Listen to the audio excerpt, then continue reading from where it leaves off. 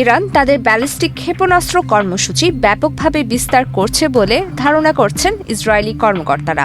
এই বিষয়টিকে একটি নতুন হুমকি হিসেবে চিহ্নিত করে মার্কিন প্রেসিডেন্ট ডোনাল্ড ট্রাম্পের সঙ্গে বিস্তারিত আলোচনার প্রস্তুতি নিচ্ছেন ইসরায়েলি প্রধানমন্ত্রী বেনিয়ামিন নেতানিয়াহু।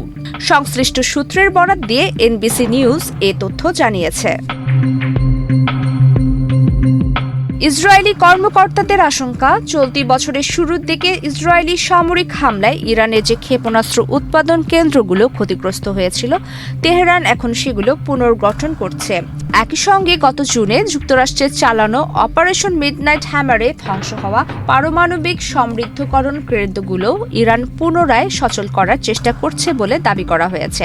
পদ্মা সেতু, মেট্রো রেল এবং এলিভেটেড এক্সপ্রেসওয়ে নির্মাণের গর্বিত অংশীদার বসুন্ধরা সিমেন্ট। তবে পারমাণবিক কেন্দ্রের চেয়ে ক্ষেপণাস্ত্র উৎপাদন বৃদ্ধি এবং আকাশ প্রতিরক্ষা ব্যবস্থা মেরামতকে এই মুহূর্তে বড় ঝুঁকি হিসেবে দেখছে ইসরায়েল। চলতি মাসের শেষ দিকে ট্রাম্প ও নেতানিয়াহুর বৈঠক হওয়ার কথা রয়েছে।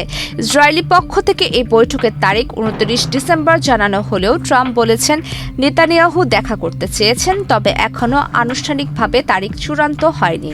এই বৈঠকে নেতানিয়াহু ট্রাম্পকে বোঝানোর চেষ্টা করবেন যে ইরানের ক্ষেপণাস্ত্র কর্মসূচি কেবল ইসরায়েল নয়, বরং পুরো অঞ্চল এবং মার্কিন স্বার্থের জন্য বিপজ্জনক।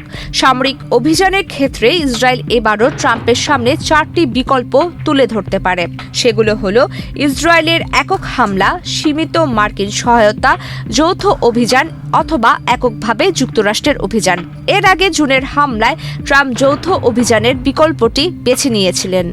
সংশ্লিষ্ট সূত্র ও সাবেক মার্কিন কর্মকর্তাদের মতে, ইরানকে এখনই না থামালে তারা বছরে প্রায় 3000 ব্যালিস্টিক ক্ষেপণাস্ত্র তৈরির সক্ষমতা অর্জন করতে পারে।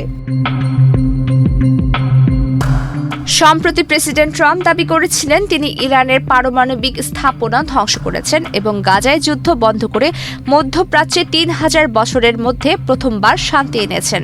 তবে গত সপ্তাহে তিনি হুঁশিয়ারি দিয়ে বলেন, ইরান যদি চুক্তি ছাড়া তাদের কর্মসূচি পুনর্গঠন করতে চায়, তবে যুক্তরাষ্ট্র তাদের ক্ষেপণাস্ত্র ব্যবস্থা খুব দ্রুত গুঁড়িয়ে দেওয়ার ক্ষমতা রাখে।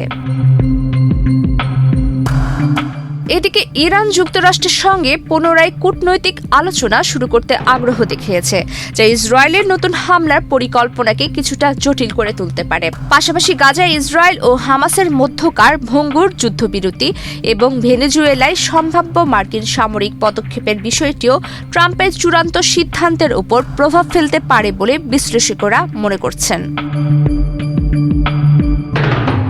প্রমিতি কিবরিয়া ইসলাম, বাংলাদেশ প্রতিদিন।